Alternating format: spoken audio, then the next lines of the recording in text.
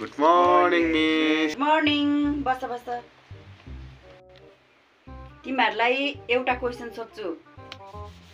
आज असार 15। असार 15 मा चाहिँ दही चिउरा किन खान्छ? तिमी भन अभिषेक। श्री प्रभु राम। के को प्रभु श्रीराम? लु अश्विन तिमी भन। असार 15 अर्थात् राष्ट्रिय धन दिवस। असार 15 लाई नेपाली समाजमा दही चिउरा खाने पर्वका रूपमा पनि मानिन्छ।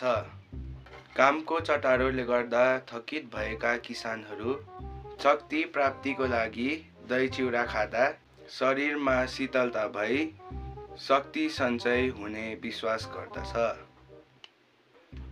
गुड अश्विन। अन्त मिस मैले पनि प्रभु श्रीरामको आशीर्वाद लिँदै उनले जस्तै भन्नु खोजेको थिएँ नि। अन्त मिस मैले पनि प्रभु श्रीरामको आशीर्वाद लिँदै उनले जस्तै भन्नु खोजेको थिएँ नि।